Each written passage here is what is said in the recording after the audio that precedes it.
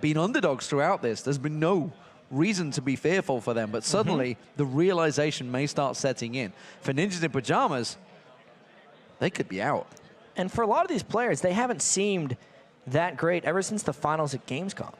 Because Nukeduck did great coming into that, but then they were very underwhelming at the World Championships, and they were underwhelming on their one LAN event, and then they pulled out of the next one. And then they withdrew from the DreamHack tournament, which KMT actually made it to the final on. So here we go, ladies and gentlemen. Could it be the final game of the night? Will Ninjas in Pajamas manage to drag it out a little bit longer?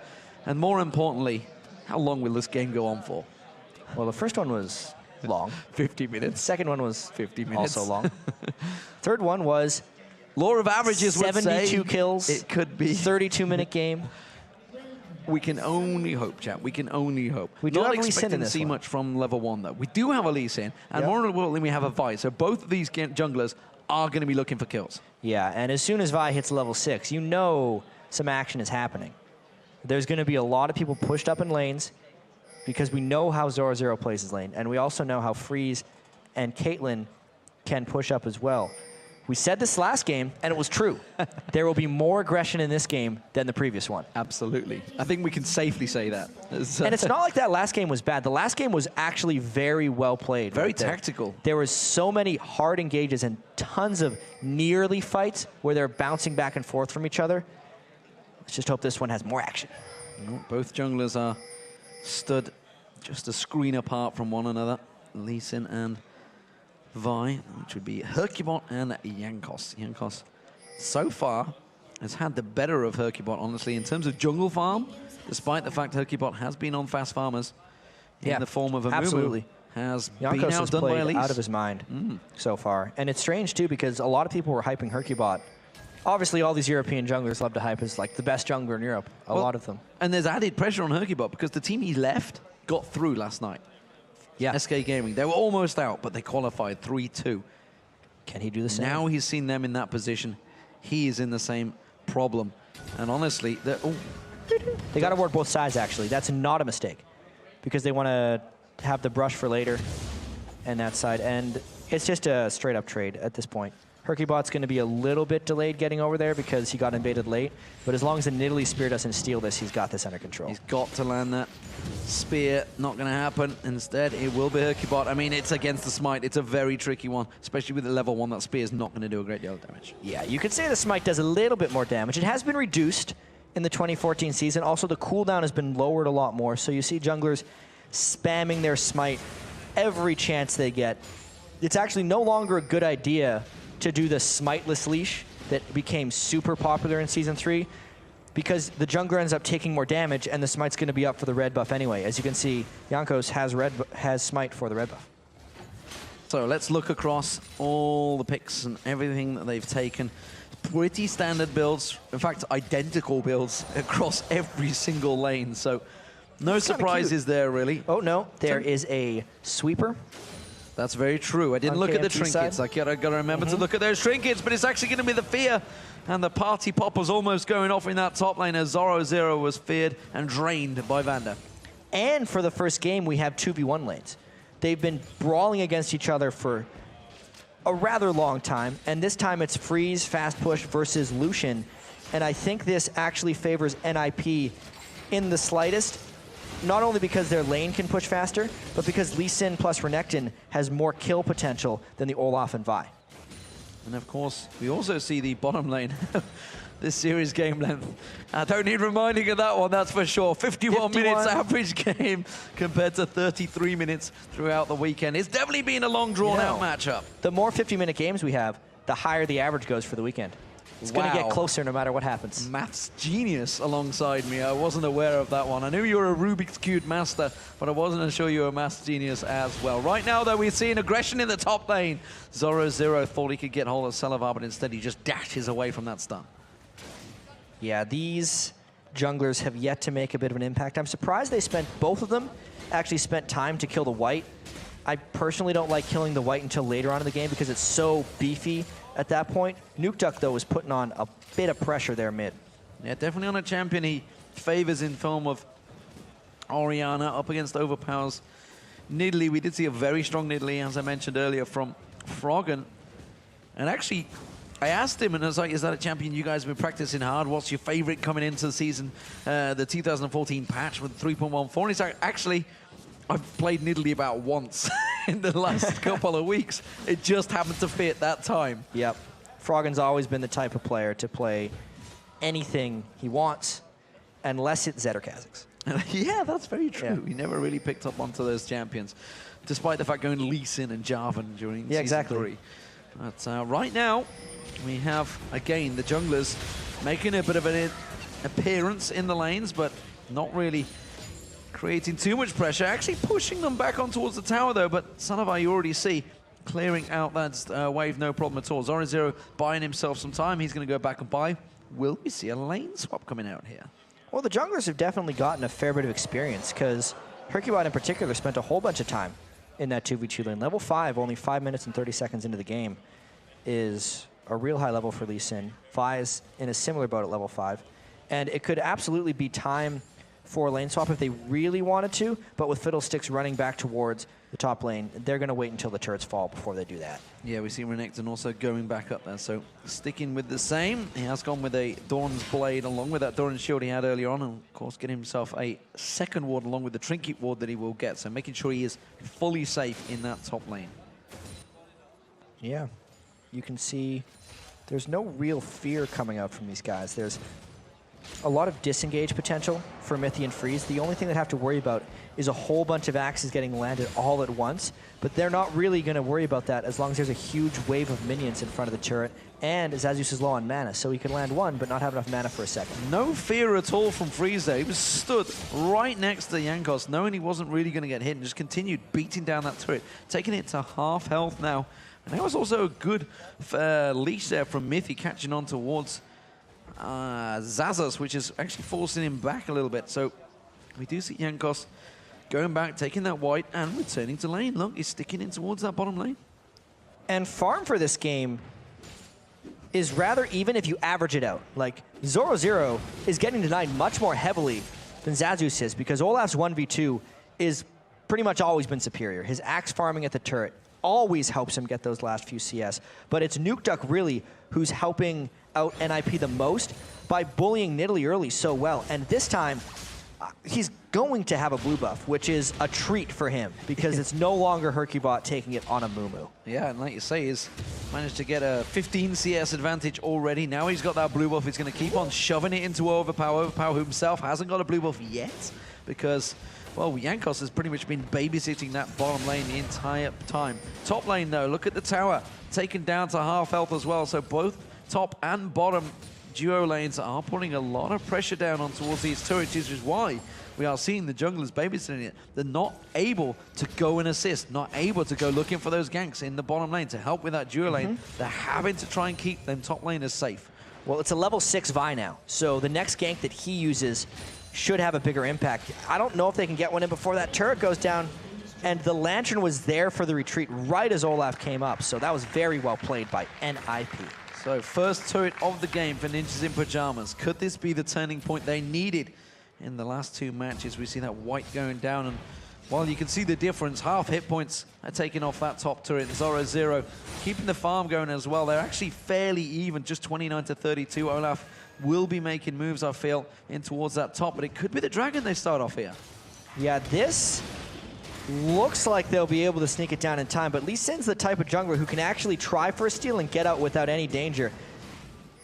They're going to try and maybe steal this when he lands a Q, but they're going to time it off, and he's got to wait a little while before going back. And he can still ward jump in and try a smite steal, though. Waiting for everybody else to come in, not going to land it. He can just safeguard to Nukeduck if he requires.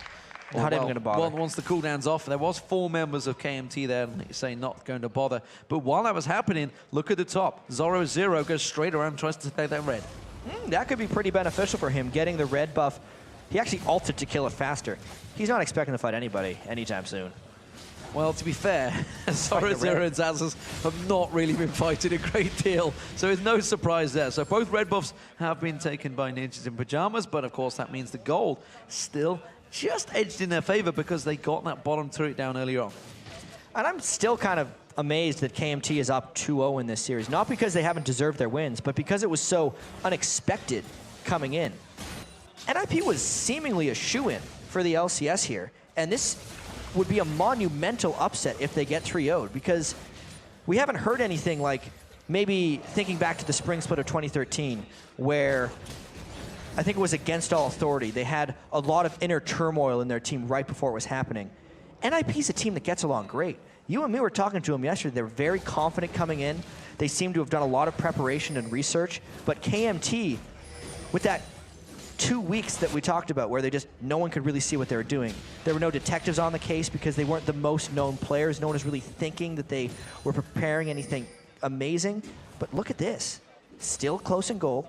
1 game away. Nothing bad has happened yet in Game 3, much like Games 1 and 2. They very well could sweep this. And there's no pressure, honestly, coming into this one on them because they were expected to win it. There was, but maybe that's pressure they put on themselves. Who knows? Because, well, we do have a pause coming into this one. And, well, we're only 10 minutes gone into this game. As it stands, though, we do see Dave sat there just having discussions with the player to see what exactly is the issue, but the headset Hopefully has got back fix. on, so hopefully it will be a quick fix. We're just waiting for them to sort themselves out. You can see them on the screen. And we're talking about pressure. The pressure on these guys, this is their career. These guys have been chasing this their whole gaming lives, effectively, because...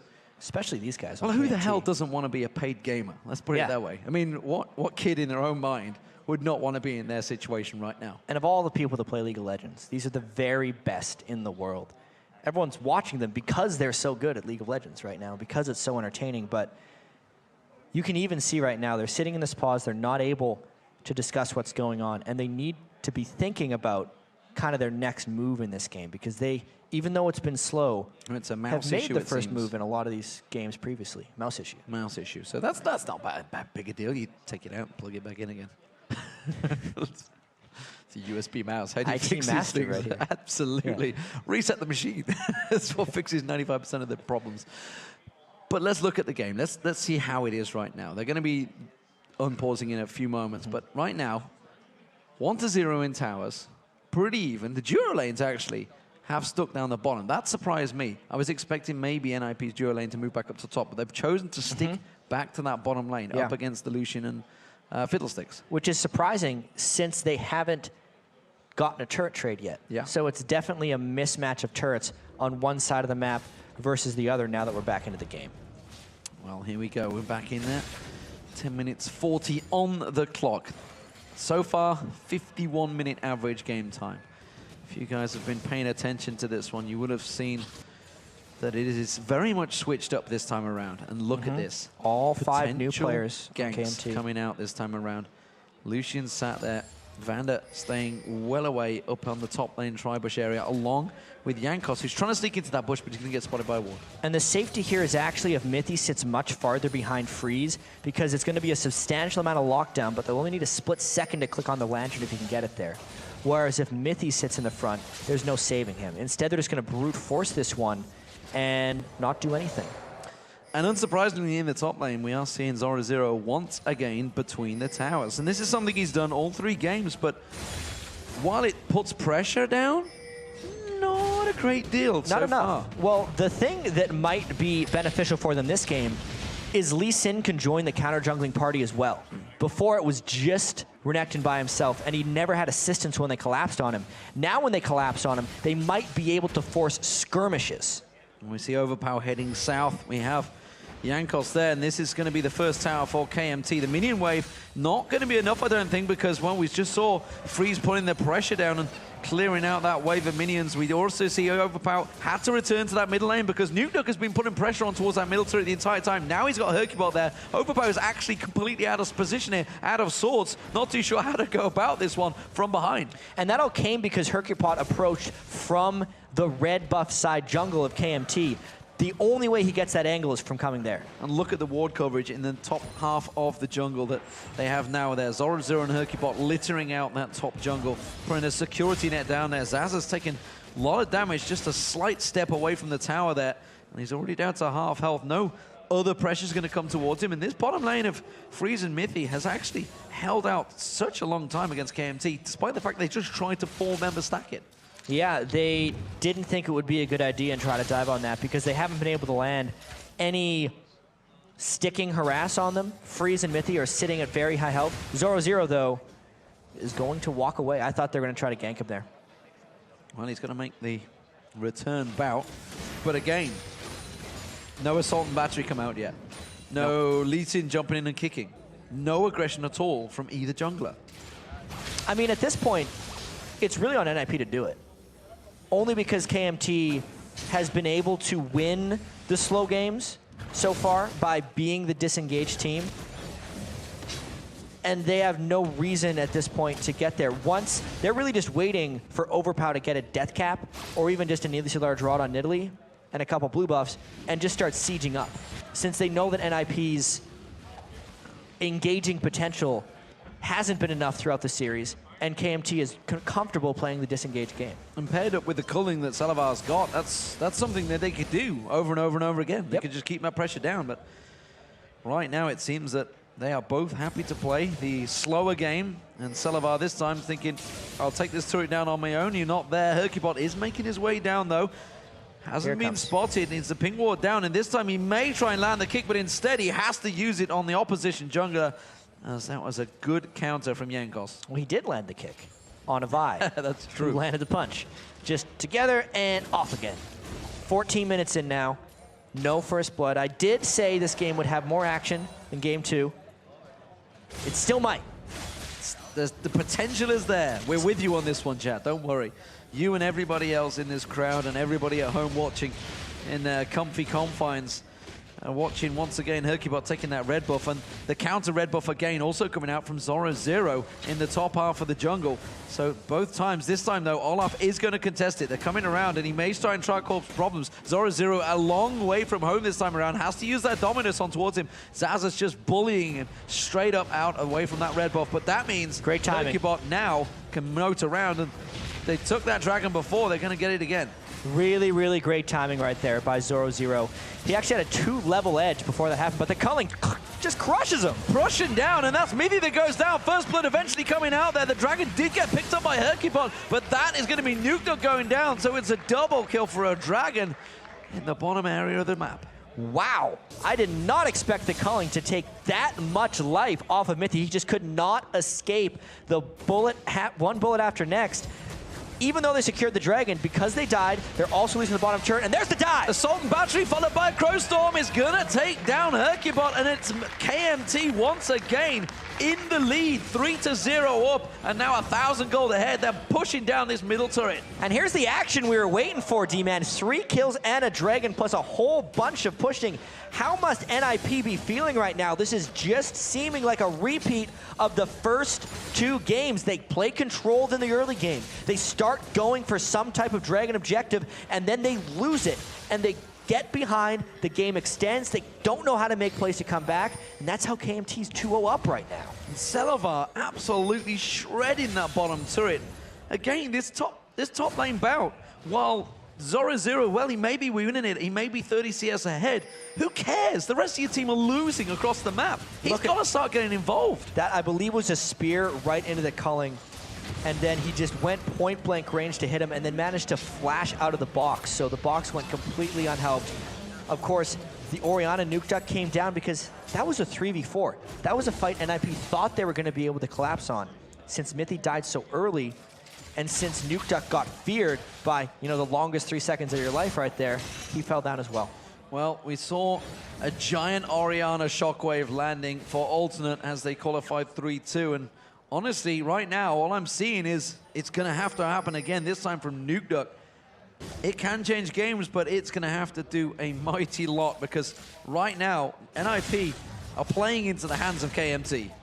Absolutely. KMT in so much control. Obviously, the only one that's 2 levels behind is Zazus right here, but he's not costing the team anything for that. If Zoro could involve himself in team fights that also had Olaf, then we would see that 2-level advantage come into effect. But if all he's doing is farming in between the turrets and keeping the CS even, and not even killing turrets, or successfully counter-jungling, does not matter, as you said. It doesn't, and that middle turret, that's almost gone. Bottom inner turret, almost gone. While the top turret, Zoro is taking a long time to get it. He's been farming between the towers, and that's not putting the pressure down that he needed. We talked about this in game 2 and 3 now, that he needs to start putting pressure on the turret. He needs to alleviate to get everybody else involved in this. He needs to start joining his team. Yeah, well, at least KMT is coming to him right now. But that's because KMT is very close to poke mode right now. The Needlessly Large Rod and the Sorcerer's Shoes have been completed onto Nidalee. Zazus is trying to keep 0-0 occupied, and now everyone is just coming up top lane. Yeah, there's going to be 3 members drawn towards him. That's going to be Dominus running down. He is starting to back away from this one, but is he going to be in time? The spears come across. They're just going to save out that turret. That's going to buy NIP time to push the mid. NIP is trying to take advantage of KMT while trying to assist, but KMT's rotations have been exquisite throughout this whole game. Ooh. That's one of the reasons NIP hasn't been able to find any fights. Anytime KMT adjusts to a new lane, they're not leaving themselves open to anything bad happening. And that's generally how NIP likes to find fights. Both middle turrets very low from both sides. Spears from Overpower. We just saw it landing on Mithy there. Almost took his entire life out because Rabadon's death cap is slowly being completed. The Athenes and Holy Grail already on there. And like you say, they are approaching that poke mode. Once he gets that blue buff again, which he's just heading towards now, he's going to start being a real menace, which we've seen Nidalee be so many times. It's very hard to answer those spears. Once he gets this blue buff, the games are really going to start for him. And I'm trying to think back to these 3 games right now, D-Man. And we know that NIP, or at least the 3 of the players that were Lemon Dogs last split, like to play slow. And they try to just make fewer mistakes than the other team. That's kind of what their memo has been? No, that's not it. Motto. Has They been. could have wrote that memo, the motto on a memo. I don't know. Too far. But KMT hasn't made mistakes. Most of their play has been, while low risk, completely flawless. They've done so many just smart little things, and it's why they've just grinded out 2 games in a row and are on pace for a 3rd. They're going to try 2v1 the top lane. It's going to be Zorozu that's going to face check straight in towards Jankos. He clears out that ward though and backs away, and that's just going to buy yet a little more time. But now the Sunfire Cape's completed by Zazus. Zazus can just sit on that tower all day. Spear not quite landing on Mithy, but again, keeping that pressure down. Spear's being thrown out. This time it does land. Half his hit points gone. Mithy, you've got to back away. And 0-0 trying to get something on a Zazus, but of course, he has backup. There was no pressure on the mid lane, so as soon as he ran towards it, the mid lane feigned coming up top, saves off Olaf. And while this is all happening, Salavar again, back in the bottom lane, continues to keep on pushing that inner turret along the bottom lane. And it is very low, don't forget, because he had some free time on it. Almost as low as those 2 middle turrets. They're just playing the same game. It's a different team composition. This one is more poke-oriented, but they're still keeping pressure, or at least presence, in 3 lanes at a time and keeping NIP contained. 0 kills in 21 minutes for NIP this time. I believe this is the longest they have gone in any of their 3 games without getting kills. Maybe they can control the next dragon, but unless 0-0 comes down to fight, I don't think they can win it. Zazus is up there as well with that Ghost Ragnarok, so he's going to keep him busy even if he tries to make a move for it. However, Jankos is backing off. They don't really have the timing on it set down like they have done the last few times. KMT have been straight onto the dragon in previous matches. This time around, they could both contest. It looks a little bit like 0-0's on autopilot right now. Maybe he's checked out of this because he thinks he's doing his job. He is keeping a level advantage and a farm advantage heavily over Zazus' Olaf. But the team needs him right now, and now he's finally coming mid. He's coming down there. Salavar's also coming across. That's going to be the shockwave. Actually call on towards Vander. He's going to get dropped down. That's the play. This may be the play they needed. The first kill for them. Ace in the hole's going to come through on towards Salavar. Salavar in all out of position here. He's just been chased into enemy ground, and there's no way he's going to escape it. Has he got the timer, though? Can he run to that tower? Has the time been running long enough? Not too sure it has. That Ace in the hole landed a moment ago, which is why he's trying to bait his time while this is all happening, though. KMT are closing ground. He's going to turn it back around. Herkibot gets dropped by Salavar, and that is a big mistake by NIP. Salavar pulling the great escape, and now it's right back at KMT. Even though 0-0 came down to get them a kill, it all went wrong when they overchased Salavar, who was a stacked Lucian. And now KMT come around and pick up the dragon. NIP, they get the kill. They chase around. They get pulled a merry dance by KMT. And they pull that advantage back. A turret and a dragon all in a clean sweep. This is getting closer and closer to the end for NIP right now. And KMT will look fantastic, but just check this out. He actually takes a turret shot and goes onto a trap. So Hercubot thinks he has it, but the burst that came out from Selavar, getting his spells out with the double shot and the W at the end, just lets him walk away with style. Incredible stuff. Spears continue to rain through from Overpower. Blue buff is not on him right now, though, so he's going to have to cool it a little, which is why we see him backing off. That's going to be the Rabadon's Death Cap, I feel, being picked up by him as well. And still those middle turrets, he's actually going to stick around a little bit longer. So, the only kill so far for NIP has been on Vander. Has been a lot blown at it as well, just for that one singular kill to get that support down. Meanwhile, KMT seemingly starting to make plays across the map. Yeah, and a lot of those were actually reactionary because they were the ones that got engaged on in the top lane.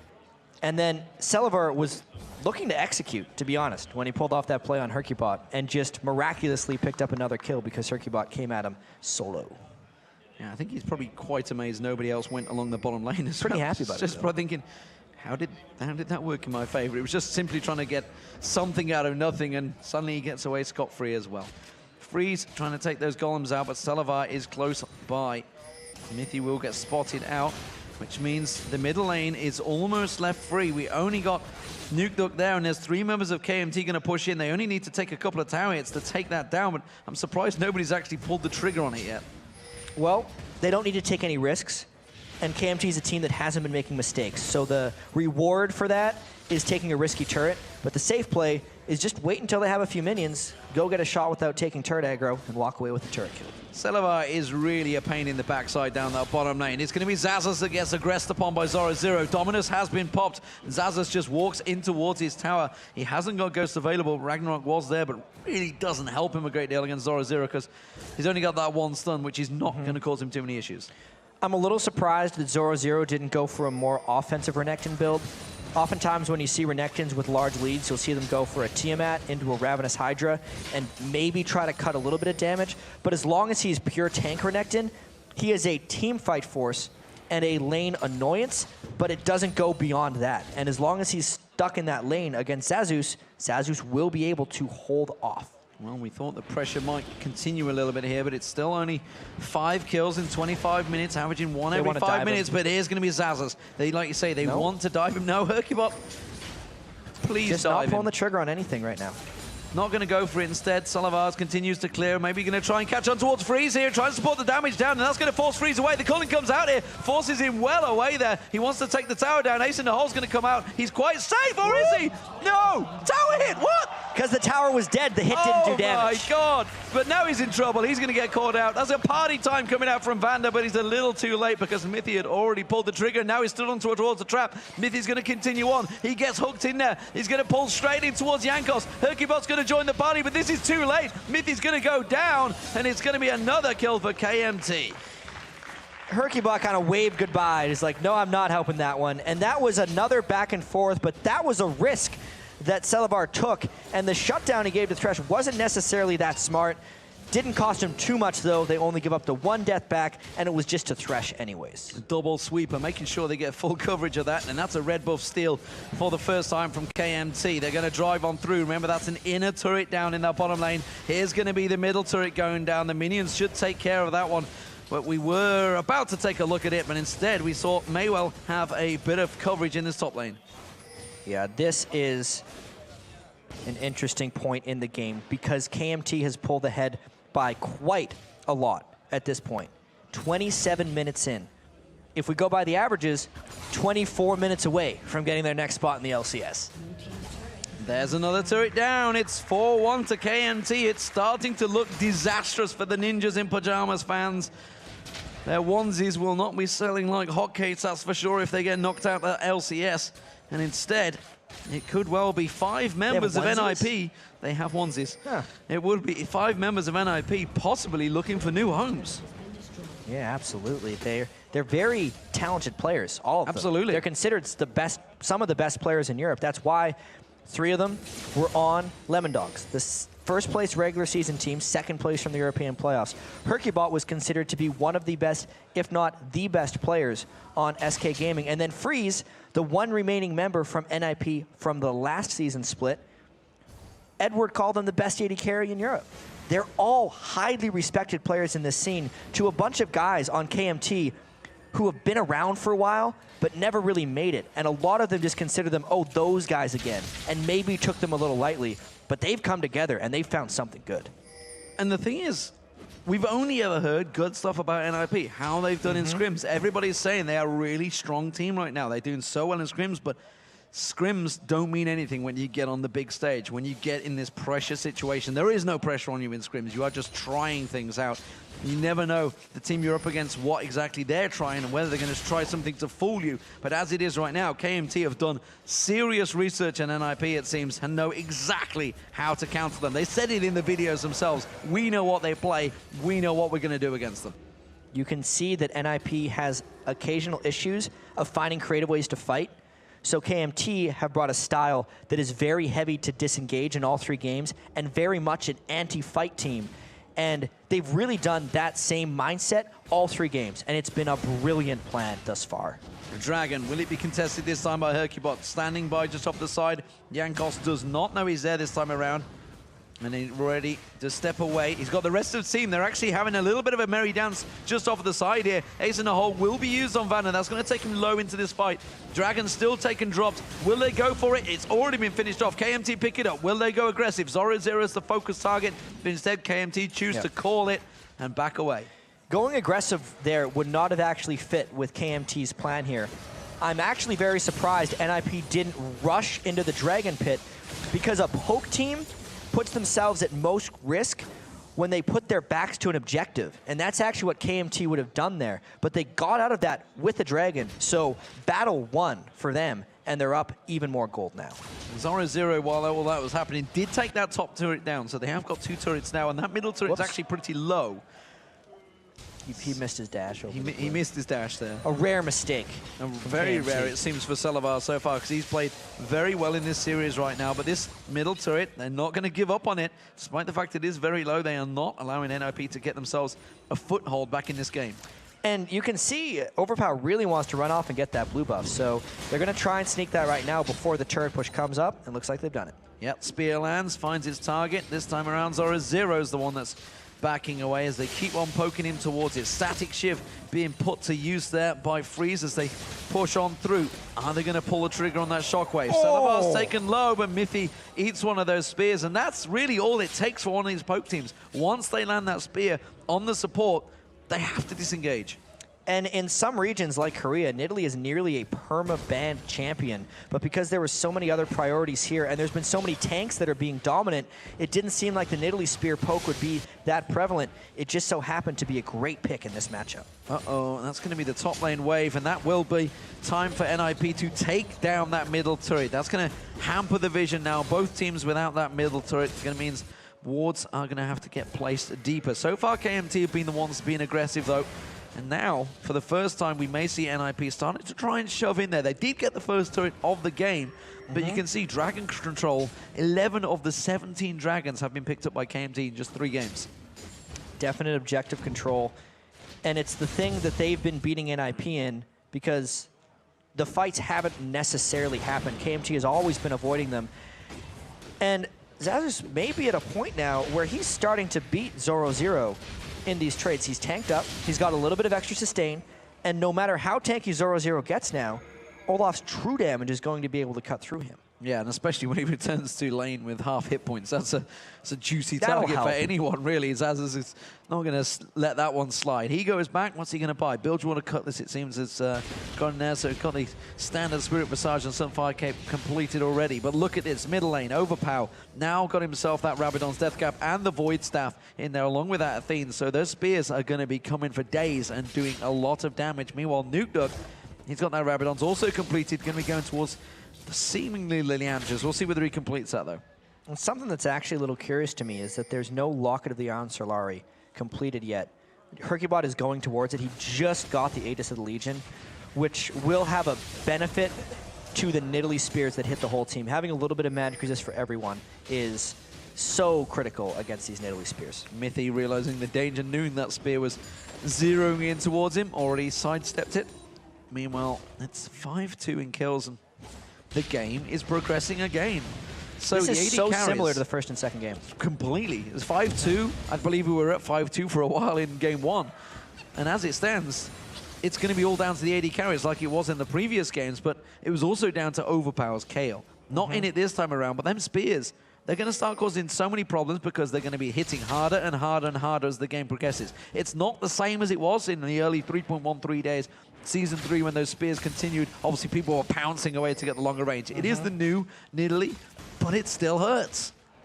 It still hurts extremely so. And Zoro has yet to become involved in this 1, 0, and 0. Again, 268 CS. Not the same number he was actually able to get in the first couple of games, but the same level of involvement is definitely there, which is very low. And you were talking about whether they could fight each other. Now that that Blade of the Rune King is complete, I'm not too sure they can. Xaxus is now very strong, and he's going to be rushing through that team. There's not a lot they can do. They can't stop him. They can't slow him. Freezer's going to have to run for his life. Yeah. And we have to actually track how this 5v5 siege goes right now. The Olaf's not going to dive on top of the turret. So this siege is all about whether Nidalee could land enough spears. And since there's no blue buff on Overpow, they're really just going to disengage and keep farming this one. KMT has no qualms about taking this 150. That spear did a third of the health of Zoro Zero alone, and he is the tankiest member by far. And that would be MR. 2/3 of damage off Zoro Zero. No MR, like you say. Yep. The only MR really onto him is the Aegis that's on as Hercubot. So as it stands, NIP are in real trouble. Yeah. Unbelievable upset if this happens. The highest percentage fan vote we've had from any of the 3 promotion series. And wow. And let's not forget, this was NIP with the highest seed coming into this. This was their choice. This match, SK Gaming wanted KMT because they'd beaten them at DreamHack, but instead, they weren't first choice, so they got Super Hot Crew. That went close. That went close for sure. Well, here's the other side of the coin right here from NIP, because they are actually not out of this one yet. The gold in this game is still close, and the lead hasn't changed gold-wise. Has been about 5,000 for at least 10 minutes. Additionally, instead of KMT having Kale this time, who, as we saw at the end of the game, could take down 2 people by herself, Overpow's Nidalee can poke, but if they can force a team fight and actually get in there, NIP will have the advantage. Not the case against Kale. NIP has a higher chance of winning this one than they did the previous 2. Well, they're trying to keep the red buff secured, but instead, while that's all happening, of course, you just saw it on your screen, the 4th dragon of the game, and now the 12th of 18 dragons for KMT throughout the series. They really have that on lockdown. And now, Ninjas in Pajamas, not going to get closed in on. It's going to be KMT continuing to just farm out every advantage they have. Blue buff will be going across to Overpow. And you can really just tell, though, that KMT crafted a strategy specifically for NIP. This is not how regular challenger teams play. Regular challenger teams have bloody games, especially near the start of a new season. They do crazy aggressive things. They play fast. KMT is doing the opposite of all of those things because they know and knew it would be good against this NIP lineup. Very disciplined performance from them. As tenacious performance, some might say as well. But they are just not really worried. And now actually pushing towards the top lane, pushing towards that Baron. The spear finds Zoro Zero, chunks another 1,000 hit points away from him. He may well be the strongest member of the team, but have NIP caught them out, or have KMT turned it around? Assault battery on Freeze, tries to get away, the box comes down, but he finally gets dropped by the culling, and that's going to be the 2nd kill. Double kill now, both carries down. KMT can just push straight on the base. It took them 36 minutes, but they found that moment. They knew they had so many more people in that fight, and they will push on this turret, no matter if they have minions or not. They may go for the inhibitor turret as well because they're tanking through this one, no problems at all. Of course, the heals that can come out from from Overpower should be enough, and that means it's going to be Xaxus that's going to tank this one out. He's got plenty of damage in there. That's going to be an inhibitor turret going down. NIP are in desperate times. And they only have 3 people up, but their 2 main damage dealers are down. Clean push through for KMT. What a performance thus far. Serious panic mode now for Ninjas in Pajamas. They are in almost an unsurmountable position because KMT are just turning and running for Baron.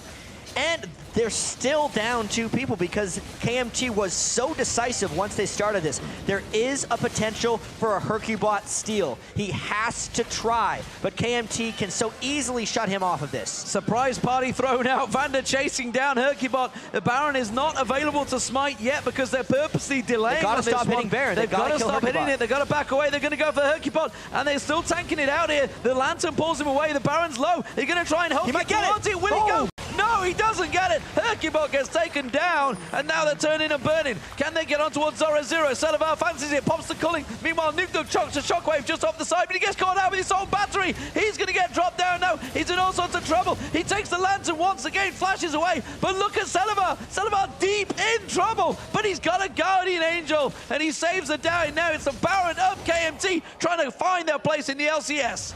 And they're just going to continue. Double kill by Nidalee. This could be it, D-Man. Well, Ninjas in Pajamas suddenly turned this game on its head, and KMT drive through their base. It was NIP that were looking, but it was KMT that found them. And this is Ninjas in Pajamas going out of the LCS. We have ourselves a second new team, ladies and gentlemen. It is KMT.